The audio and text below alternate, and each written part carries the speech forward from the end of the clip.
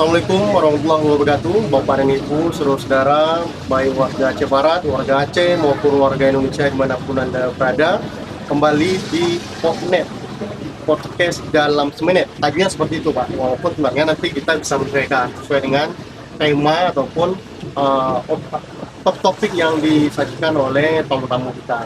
Jadi Bapak dan Ibu, kami sampaikan sekali lagi bahwa Podnet ini adalah salah satu fitur yang kita sediakan di stand Diskominsa yang tujuannya sebagai wadah bagi masyarakat, bagi mahasiswa, bagi siapapun termasuk dari instansi pemerintah yang ingin melakukan sharing informasi, ingin melakukan sosialisasi, ataupun sekedar ingin merasakan sensasi berada dalam studio podcast. Nah, Diskominsa menghadirkan layanan itu on the spot di lapangan di arena PKA tahun 2020. Hari ini kita kedatangan tamu istimewa, orang yang salah satu pejabat paling penting di daerah ini yang dicari-cari pada beberapa kesempatan tertentu, khususnya pada periode penerimaan pegawai negeri ataupun penjaga. Pak Hasmi Zondi, selamat datang Pak Hasmi. Assalamualaikum. Satu kehormatan Pak Hasmi bisa berkunjung dan bisa berinteraksi dengan kami di stand Diskominsa. Karena yang hadir adalah Pak Hasmi, atau kita panggil Bang Wandi saja ya, biar lebih akrabnya. Tentu yang kita bahas adalah hal seputar dengan birokrat, pegawai negeri, dan semua isu-isu yang aktual terkait dengan birokrat. Satu pertanyaan penting, selalu kita dengar atau kita temukan stigma yang cenderung negatif tentang pegawai negeri, tentang ASN di Indonesia. Pemerintah sudah mencoba berbagai macam formula dari undang-undang, peraturan pemerintah, peraturan menteri, sampai dengan peraturan kepala BKN. Reformasi birokrasi dilakukan, perubahan komposisi, perubahan kebijakan terus selalu dilakukan dalam dinamika pembinaan pegawai negeri dalam rangka untuk merubah citra negatif tadi. Tetapi tentu masih butuh kerja keras seperti itu. Pertanyaan simpelnya, apa sebenarnya persoalan yang dihadapi oleh pegawai negeri kita, khususnya di Aceh Barat saat ini, Pak? Silakan. Baik, terima kasih yang sebelumnya saya sampaikan ucapan terima kasih Pak Ajis. Kesempatan kepada kami. Dalam kesempatan ini menarik perhatian banyak. Yang stigma opini masyarakat. Dan ini pertanyaannya tinggal di semua kabupaten, provinsi, kota ini terkait dengan ASN ini sedikit. Jadi itu tidak bisa dipungkiri. Yang tidak ini memang perlu adanya sebuah sekarang terutama kamu sendiri dari ASN cepat sudah. Artinya ASN ini adalah kota pelayan. Banyak hal pemerintahan yang kadang yang memang kemudian di samping pemahaman ASN semua. Nah ini juga potensi yang dimiliki oleh ASN. Jadi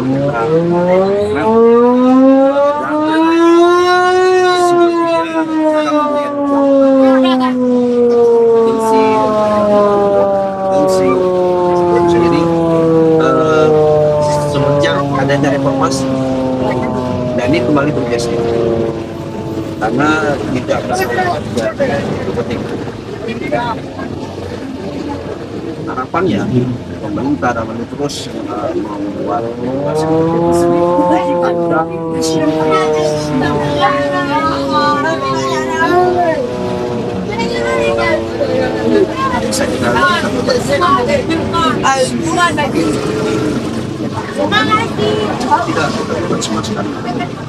semua mereka itu dari itu yang akan jalankan dari atas pokok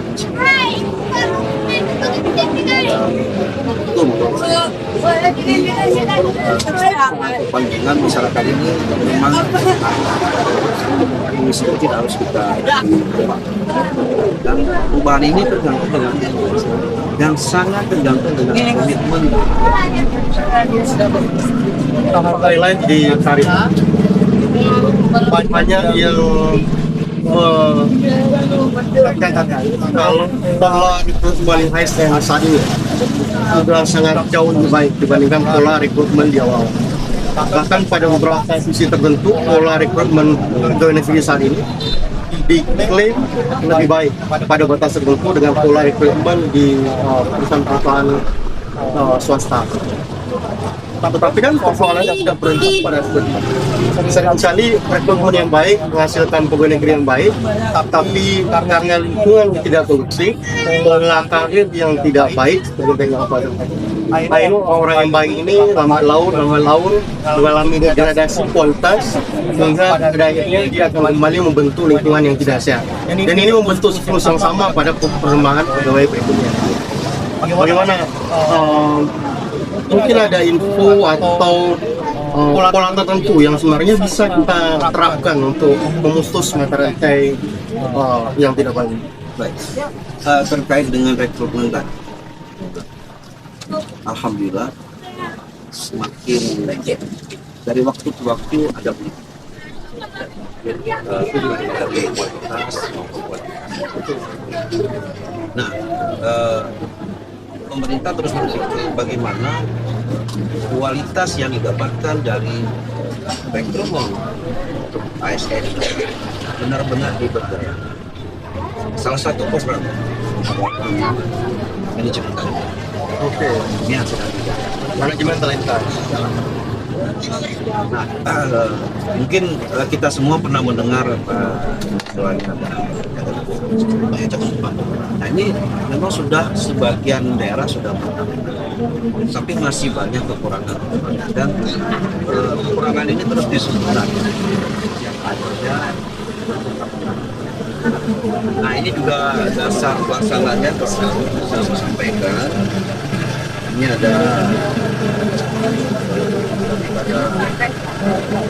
perbaikan dan jadwal pemerintah dari Undang-Undang Nomor 20 tahun 2003 tentang negara, kemudian Permen 8 3 20 tentang implementasi KSN dan keputusan Kepala BKN Organisasi tahun 2025 ini yang sangat terbaru, percepatan pembangunan dan penerapan manajemen talenta pada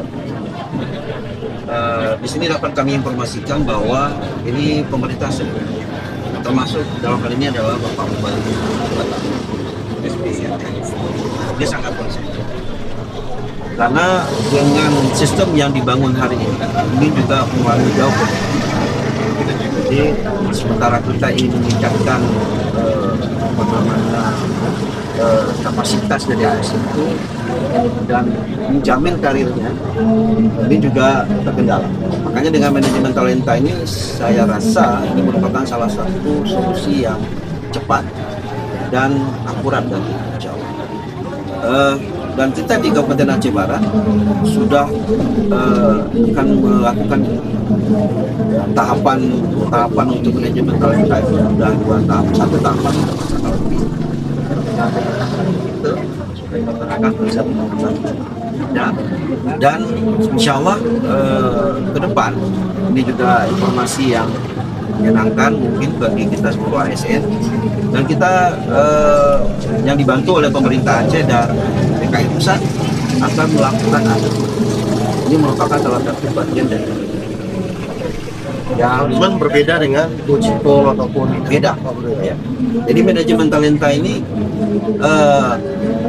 akan lebih terfokus pada kapasitasnya ASN, kemudian integritasnya dan kemampuan di tidak sulit lagi bagi pemimpin ingin melihat di jabatan target bukan spesifik ASN yang sesuai dengan bidangnya, tinggal mengambil dari manajemen talenta. Jadi cepat. Jadi kalau saat ini masih menggunakan shelter dan untuk menjaring dan namanya ASN yang akan menduduki sebuah kalau manajemen talenta sudah ada nanti. Jadi kelompok-kelompokan ini perpaduan antara merit system, talent pool, kemudian diramu dalam manajemen talenta. Jadi strategi untuk menempatkan ASN itu sesuai dengan kapasitasnya ini melalui manajemen talenta. Insya Allah ya 334 kuota yang diberikan ke kita ini gratis. Akan dilakukan uji asman nanti waktu dan pelaksanaannya akan disampaikan tapi yang jelas di akhir tahun 2020. Berarti berbasis pada latar belakang pendidikan formal. Betul. Jadi di kesempatan ini saya juga ingin mengajak teman-teman ASN khususnya Kabupaten Aceh Barat. Nah ini peluang bagi kita ASN untuk meningkatkan kapasitas kita, kompetensi kita selaku ASN dan juga untuk menjamin karir kita. Kalau kemarin itu mungkin lebih kepada tanda kutip ya kedekatan dengan pemimpin, tidak semua tapi itu merupakan bagian. Tapi dengan manajemen talenta ya tidak lagi. Betul-betul kapasitas kompetensi yang dimiliki ASN. Silakan. Jadi kesempatan ini saya mengajak ASN sama sempurnakan biodata ASN itu sendiri. Jadi teman-teman ada yang mengikuti pelatihan silakan. Bukti tersebut di dalam si ASN dibuka peluang untuk dicantumkan agar memudahkan kita untuk mengelompokkan ASN tersebut ke dalam kotak-kotak yang ada dalam manajemen talenta. Kapan kita mulai melaksanakan? Dengan ditandatanganinya surat utusan Bupati terkait dengan komite talenta dan tim kerja. Ini sudah mulai bekerja. Sekarang sudah mulai. Dan sesuai amanat dari keputusan Kepala BKN tahun 2026 itu semua daerah sudah menggunakan. Ini akan menggeser pola open. Iya, secara otomatis nanti tidak ada lagi yang katakan dengan subsidi atau masyarakat itu jadi semua sudah terpola di dalam manajemen talenta. Nah inilah menjadi konsen dan alhamdulillah untuk 23 kabupaten kota itu yang sudah hampir selesai di tahap pertama itu ada 4 tahap. Untuk manajemen talenta aja baru bisa 3 mata. Tahap pertama ini ada layar tidak keliru ada 3 kabupaten di Masan itu Aceh Barat, kemudian Aceh Timur, selanjutnya Aceh Jaya. Jadi kita harus optimis. Menarik. Tapi kan kalau kita coba baca ada 2 isu sensitif sebenarnya yang berada di seputaran rencana manajemen talenta. Yang pertama adalah isu kesejahteraan pegawai dengan semua pembatasan pengaturan belanja yang ada sekarang. Akhirnya muncul semacam sikap a priori dari sebagian kaum pegawai yang lebih bersikap untuk menjaga posisi nyamannya, comfort zone-nya, daripada dia harus mendapatkan promosi naik ke level yang lebih tinggi tetapi meninggalkan posisi nyamannya, sehingga daripada dia mendapatkan jabatan yang lebih baik dia lebih bagus di posisi nyamannya sekarang. Itu isu pertama. Yang kedua adalah kita juga harus jujur pada kenyataan bahwa banyak di antara kawan-kawan pegawai yang tersebar ke semua UPD yang barat khususnya yang selama ini sudah berkembang profesionalismenya karena tuntutan lingkungan kerja. Artinya ada kalau sebagian kawan-kawan pegawai yang tadinya berlatar belakang pendidikan A, tapi karena dia bertahun-tahun bekerja pada lingkungan pekerjaan B yang berlatar belakang dengan latar pendidikannya, sehingga membuat dia profesional di lingkungan B. Nah, apakah dalam kasus seperti ini nanti kita akan mengedepankan atau lebih memilih status pendidikan formalnya tanpa melihat rekam jejaknya di lingkungan kerja B, atau sebaliknya kita mempertahankan dia di situ tanpa melihat latar belakang pendidikan formalnya? Pertanyaan yang menarik. Yang pertama bicara zona cerdas. Ya. Dengan kondisi hari ini tidak bisa dipungkiri, ASN lebih banyak beralih atau memilih zona nyaman tersebut. Terkait dengan hal tersebut, sebenarnya dalam ASN ini tidak ada istilah zona nyaman. Semua kita bekerja mempunyai tugas pokok dan fungsi yang semuanya mempunyai kita. Ini yang akan dibangun oleh pemerintah, khususnya pemerintah. Jadi jangan berpikiran kalau sudah ke fungsional sudah aman. Semuanya punya risiko. Ini harus dipahami oleh ASN. Nah, terkait dengan kenapa stigma tersebut melekat di ASN, lebih bagus di zona nyaman. Karena memang kita belum melakukan itu memberdayakan ASN sesuai dengan kemampuannya. Karena terkait dengan penafsiran. Mungkin apakah ini mendahului ini, saya mohon maaf informasinya, bahwa tahun ini sebenarnya kita terakhir menggunakan sistem yang selama ini DPP. Karena memang tahun depan itu dari DPK sendiri yang kami dengar pada saat hasil dilakukan single seller ini ya keterkaitan dengan tanggung jawab yang dimiliki, kapasitas dari ASN itu sendiri dan kemampuan ASN itu sendiri. Jadi bersaing sehat, tapi bersaingnya bukan untuk mengambil keuntungan, yang semata-mata untuk pelayanan kepada masyarakat. Nah, ini dibuktikan dengan kemampuan ASN itu sendiri. Bagaimana dia motivasinya, kemudian bagaimana dia melakukan inovasi nah ini akan dikira. Dan terkait dengan hal yang kekuatan itu apabila memang ASN tersebut memang backgroundnya tidak di satu tempat, tapi dia memiliki rekam jejak yang panjang dan dia sudah sangat ahli. Nah, inilah tugas pemerintah terkait dengan itu, dan melalui tim kerja dari Talenta yang nanti akan difinalkan oleh komite Talenta ini akan melakukan kajian terkait dengan hal tersebut dan wajib diberikan pendidikan untuk mensupport tersebut. Jadi tidak serta-merta karena dia, mohon maaf nih, dia backgroundnya kesehatan, tapi dia di teknik, ternyata dia di teknik. Bisa baik untuk mensupport. Ini perlu diberikan pelatihan-pelatihan dan ini harus divalidasi oleh pemerintah. Akhirnya juga kembali lagi ke anggaran. Kalau pimpinan komitmen dan semua elemen-elemen yang terkait dengan anggaran komitmen, maka ini akan bisa diakses. Jadi saya sampaikan Komitenya dari internal Pemkab. komite itu nanti internal dan melibatkan dari akademis.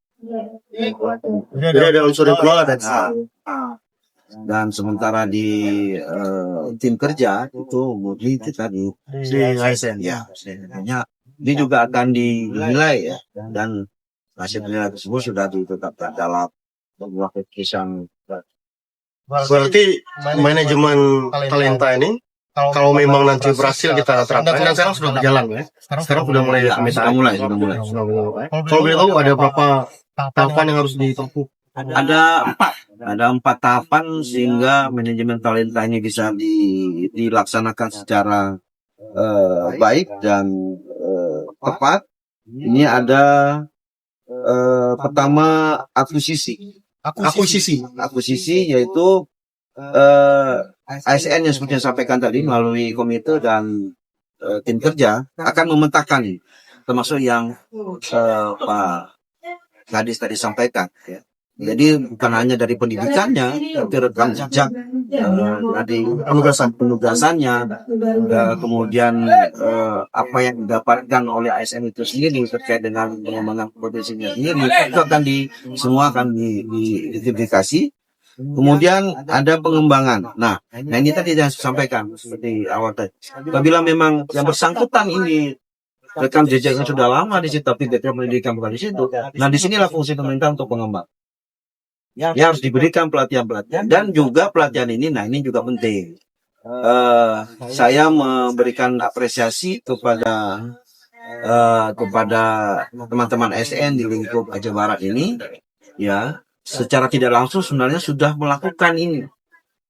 Saya mungkin tidak menyebutkan namanya, tapi tempat dia bertugas, yang bersangkutan untuk meningkatkan kemampuannya sendiri, mampu rela mengeluarkan anggaran pribadi. Itu harus dia apresiasi. Nah, itu nanti di bidang yang terakhir nih. Ya. Jadi dia mengikuti pelatihan yang berhubungan dengan tugas pokok dan fungsinya, itu membutuhkan biaya yang tidak sedikit. Nah, itu biaya pribadi. Dan dia mengeluarkan sendiri. Nah, ini pemerintah wajib mengapresiasi kepada ASN. Saya rasa demikian. Kemudian penempatan. Nah, setelah dilakukan pengembangan, kalau memang dirasakan ASN memiliki potensi, dia diletakkan di manajemen talenta ini ada namanya 9 kotak. 9 kotak. Dari kotak pertama sampai di kotak 9. Kotak 9-nya itu berisikan dengan ASN yang memiliki potensi yang besar untuk langsung oleh pimpinan mengambil. Misalkan di KPSDE, Kapit Mutasi, ini kosong, atau perlu dilakukan peremajaan, nah melalui kotak 9. Nah, untuk mencapai kotak 9-nya ada tahapan-tahapan. Itu yang ketiga. Dan yang keempat, yang ini yang saya sampaikan tadi, pemberian penghargaan retensi. Jadi ada 4 treatment ini atau 4 angka ini. Retensi ya? Ya, retensi. Ini seperti tadi ada yang dirasakan memang perlu pengembangan ASN tersebut, diberikan pendidikan untuk memperkuat ASN tersebut cocok di sana. Ini itu. Manajemen talenta berlaku bagi ASN keseluruhan, artinya pegawai negeri dan juga P3K, atau terbatas pada pegawai negeri? Sementara ini kalau kita di kabupaten kota itu difokuskan kepada ASN. PNS. Karena memang belum ada pasti terkait dengan teman-teman di P3K. Tapi di kementerian itu sudah berlaku. Tapi untuk dalam jangka panjang tetap terbuka kesempatan bagi kawan-kawan yang P3K untuk masih besar kemungkinan kesempatannya untuk kemudian dalam masih besar. Sebagai gambaran Pak Andis bahwa jumlah ASN kita Kabupaten Aceh Barat PNS khususnya itu kurang 5.400. Dan nanti pada Januari 2026 akan bertambah dengan teman-teman dari pendidikan baru waktu sebanyak 9.000. Jadi total sudah hampir 8.000 ASN. Nah ini harus dilakukan pemetaan, tapi yang masuk ke manajemen talenta ini tetap PNS, tapi untuk teman-teman di P3K tidak tetap. Jadi untuk mensupport dinas-dinas yang memang membutuhkan potensi sesuai ya. Pak Asmi, dengan kenyataan yang harus kita terima hari ini, efisiensi maksudnya, saya yang diperkirakan akan berjalan sampai tahun 2027, pemangkasan begitu banyak pos anggaran belanja pemerintah daerah yang sedikit banyak juga secara tidak langsung berdampak kepada motivasi kerja kawan-kawan pegawai negeri. Walaupun ini spoiler, bukan berarti kita menyatakan bahwa kawan-kawan pegawai negeri tidak bersemangat dengan adanya tendensi, tidak. Tapi paling tidak itu mempengaruhi beberapa sisi kegiatan yang tadinya akan dikerjakan semangat oleh kawan-kawan. Dengan semua situasi itu, seberapa optimis Pak Asmi untuk melaksanakan manajemen talenta di Aceh Barat di tahun 2025? Saya sangat optimis. Tambah lagi kita juga baru menerima P3K per waktu, itu juga misalkan banyak yang harus diselesaikan. Saya sangat optimis. Intinya bahwa kembali lagi ke niat kita ASN dan itu tidak terlepas dari komitmen. Sejauh ini saya melihat komitmen pimpinan sangat besar untuk meningkatkan potensi ASN. Karena apapun, kalau memang bagus apapun yang menjadi rencana atau visi misi dari pimpinan dalam hal itu Bupati, kalau tidak mendukung dengan sumber daya ASN yang potensial, itu jadi sia-sia.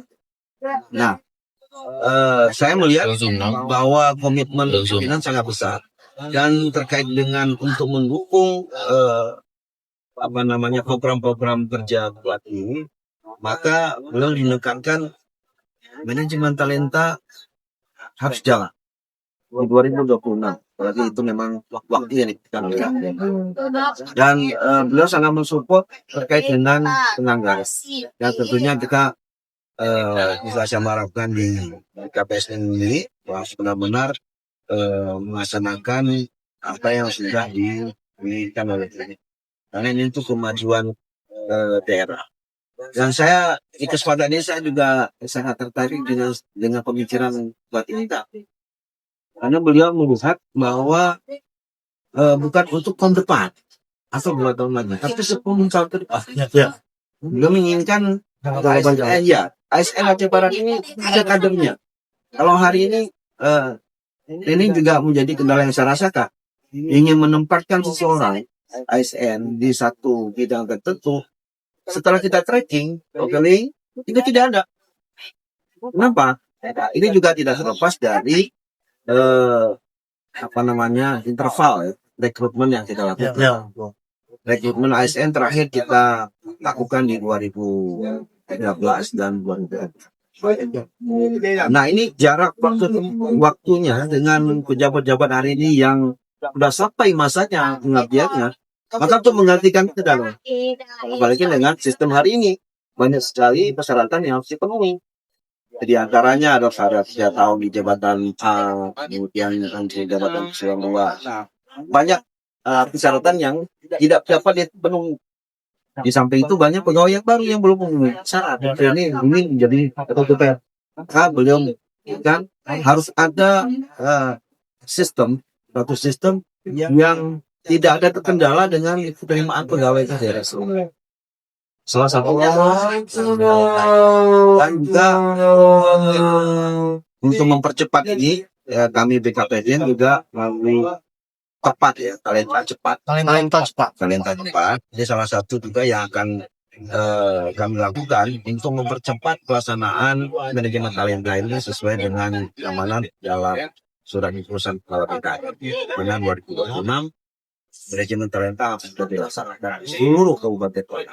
Mudah-mudahan dan ini mohon dukungan juga terhadap ASN di Aceh Barat.